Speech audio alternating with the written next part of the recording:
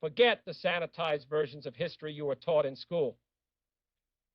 International relations aren't forged through polite handshakes, sterile communiques, or cameras flashing at high society banquets behind the facade of diplomacy. Lies a dark, calculating world of pure realpolitik, where empires trade the fates of smaller nations like chips at a casino table.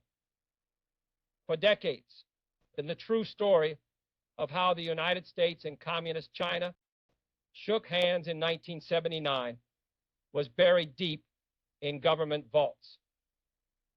But the countdown clocks on statutory secrecy have expired. Declassified National Security Council, NSC records, the highly controversial 1959 Conlon Report, and Carter's classified presidential memorandum number 24 have finally come to light. But checking Washington's files only gives you half the picture. To see the full matrix of power, we have to look into a second mirror, the inner sanctum of the Chinese Communist Party, their private files, strategic briefs, and the internal records of the 11th Central Committee. When you superimpose Washington's internal paranoia over Beijing's hidden dot calculations, the conventional narrative implodes. This wasn't a natural alignment of values. It was a brutal 30-year chess match spanning 7 U.S. presidents from Truman to Carter, and cold-blooded political titans like Mao Zedong and Deng Xiaoping. They weaponized ideology, gambled with national sovereignty, and practiced the ultimate form of political survival. Hit subscribe, because today we are breaking into the secret archives to expose the true blueprint of global power. Let's rewind the clock to 1949, a chaotic moment when the tectonic plates of global geopolitics were violently shifting. The door between Washington and Beijing did. T slammed shut overnight. It started with a tense, covert game of cat and mouse. As the communist armies advanced, Western diplomats fled south with the retreating nationalist government, except for one man, John Layton Stewart, the last U.S. ambassador to mainland China. Stewart was a seasoned China hand who spoke the local Hangzhou dialect better than English. He stayed behind in Nanjing, initiating back-channel talks with Zhou Enlai and Huanghua. Declassified NSC files reveal Washington's cold calculation.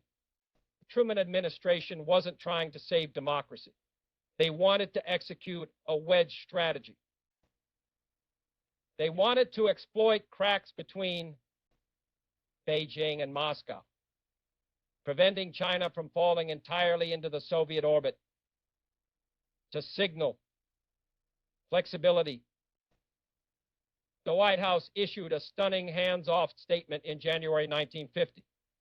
President Truman publicly declared that Taiwan fell outside America's defense perimeter and the U.S. would not intervene in the Taiwan Strait. It was an olive branch extended directly to Mao Zedong to see if he would bite. But Mao wasn't interested in American terms in his core text on the people's democratic dictatorship. Mao drew an uncompromising ideological line. The new China would lean completely to one side, the Soviet socialist camp. There was no third way. Mao then published a scathing, state-mandated essay titled Farewell, Layton Stewart. It wasn't just a goodbye to a defeated ambassador. It was an internal political sledgehammer used to crush any pro-American sentiment among China's intellectual elite. Beijing immediately weaponized this ideology into sovereign action, seizing all U.S. government properties and military barracks on Chinese soil. American diplomats protested, claiming legal ownership under the 1943 treaty. Beijing's response: they didn't care about the old imperialist ledger. When Washington threatened to pull all official personnel, Beijing essentially told them, don't let the door. Can't hit you on the way out. By February 1950, Mao was in Moscow, signing the Sino-Soviet Treaty of Friendship. Washington's window for engagement was slammed shut. By June 1950, the Korean War erupted. U.S. and Chinese troops were slaughtering each other on the Korean Peninsula. Truman adopted NSC 68, locking the U.S. into a 20-year total economic blockade and political isolation of Beijing. The deep freeze had begun, while the public was fed a daily diet of anti-communist propaganda. During the McCarthy era, the deep state was running a very different calculation.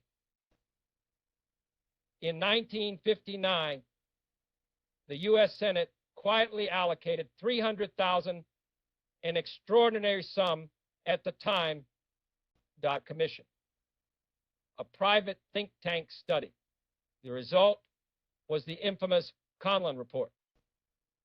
At a time when Americans believed the Chinese regime was a fragile Soviet puppet, the Conlon Report dropped a truth bomb on Washington. The communist government was stable, its power would grow, and the U.S.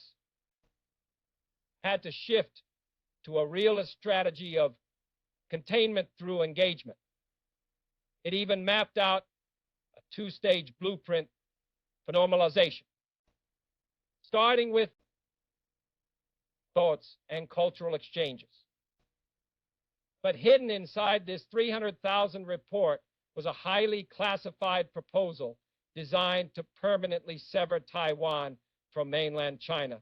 The CFN planned the forced evacuation of Kinmen and Matsu. These tiny nationalist-held islands sat just miles off the coast of mainland China. U.S. experts feared that the daily artillery duels over these islands would spark World War III.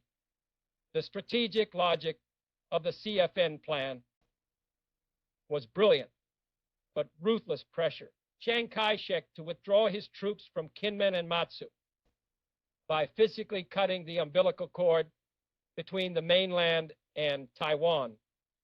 Washington could transform the Taiwan issue from a continuation of the Chinese Civil War into a simple, isolated island defense problem.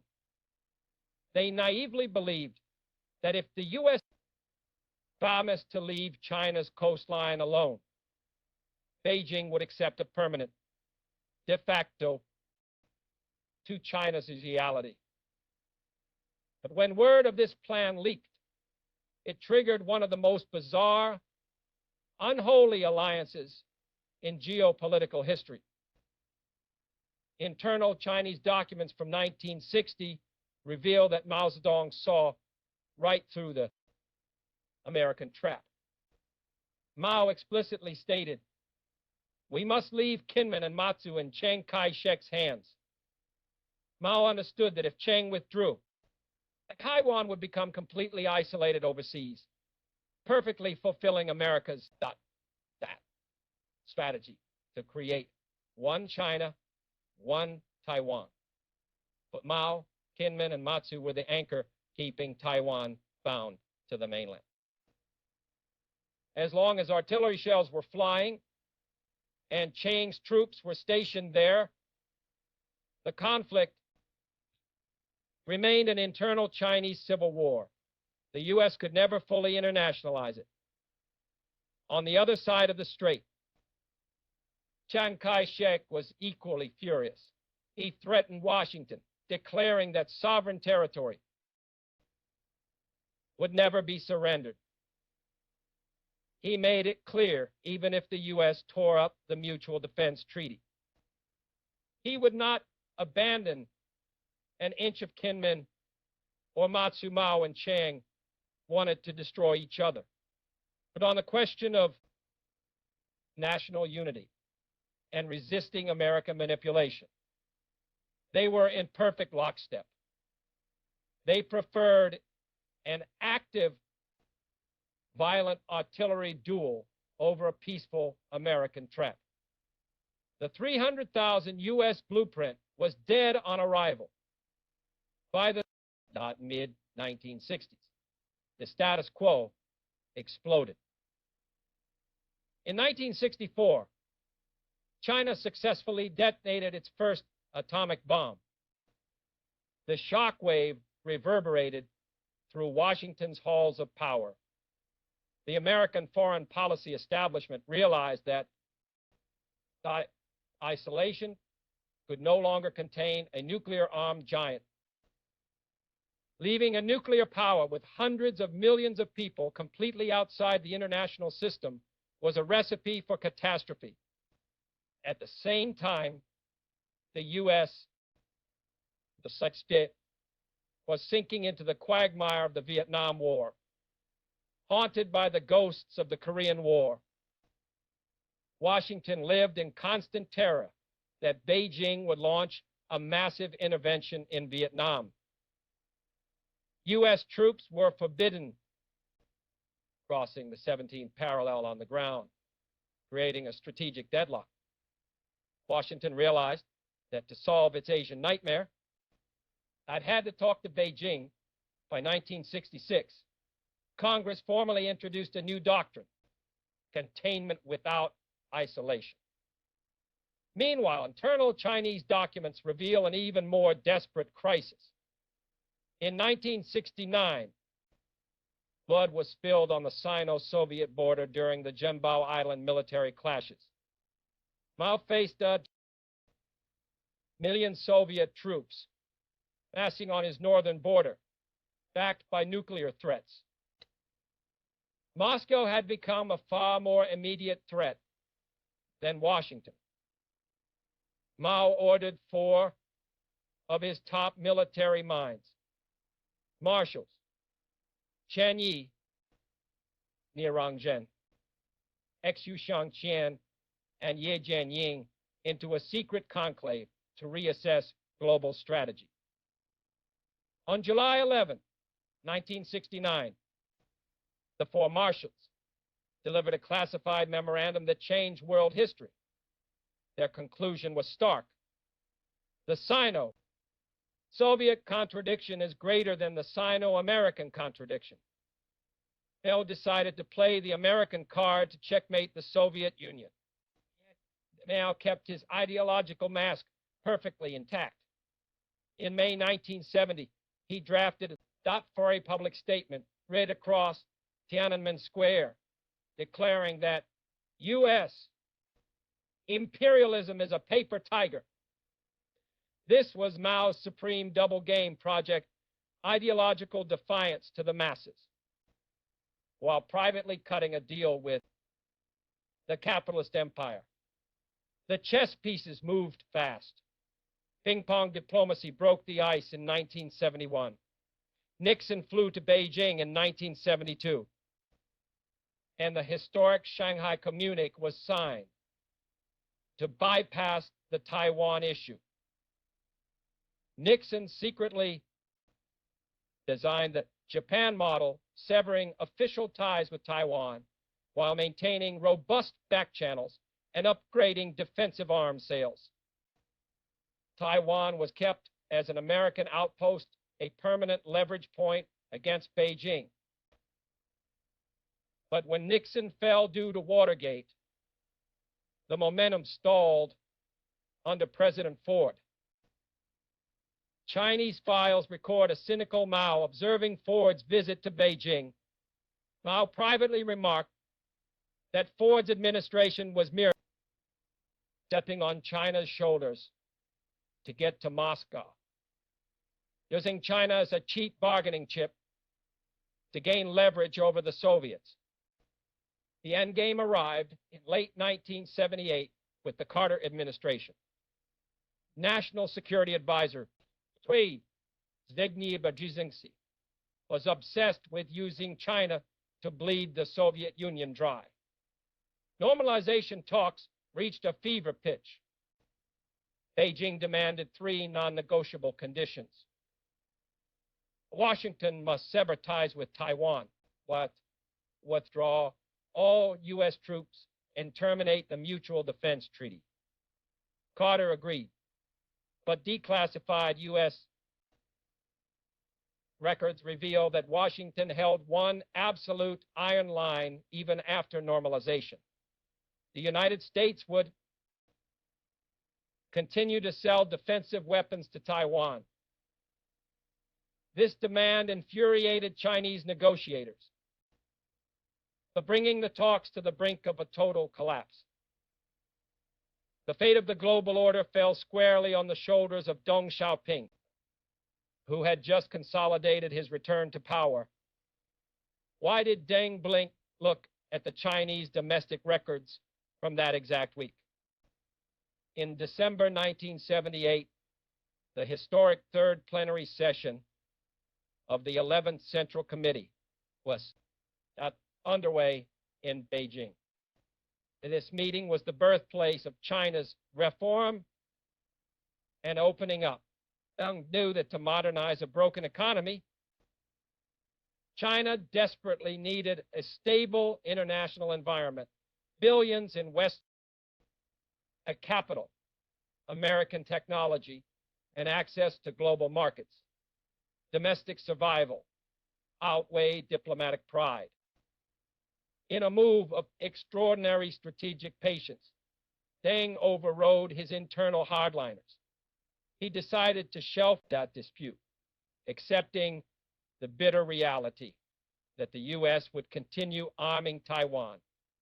Days later, the joint communique on the establishment of diplomatic relations was announced to a stunned world. As historians, we must note that the exact inner mechanics of Beijing's final decision remain locked in their archives, requiring careful interpretation.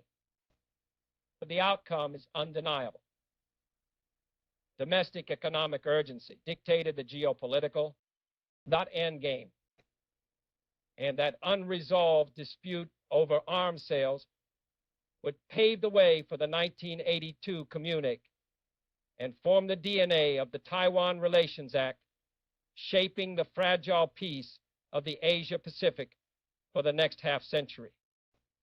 When you lay the declassified files of Washington's NSC alongside the internal records of Beijing's Central Committee, the truth is laid bare. The U.S.-China normalization was never a marriage of shared values. It was a cold, not victory, of pure, unadulterated realpolitik. Washington evolved from trying to use a wedge strategy to enforcing total isolation, to ultimately forming a strategic marriage of convenience to win the Cold War. Beijing played the exact same game. They maintained absolute ideological hostility, yet showed radical pragmatism when their national survival was on the line. Mao could call America a paper tiger, but he opened the door when the Soviet bear was at his throat. He kept the umbilical cord of Kinmen and Matsu alive to prevent Washington from ever permanently slicing Taiwan away from the Chinese orbit. History is never linear, and it is never moral. It is written in the shadows by think tanks, calculated compromises, and sudden shifts in domestic survival. When you close these secret files, you aren't just reading about the past. You are looking at the blueprint of the world we live in today. Thanks for watching. If you want to navigate the modern world with your eyes wide open, hit that subscribe button. Drop your thoughts on these secret files below, and I'll see you in the next deep dive.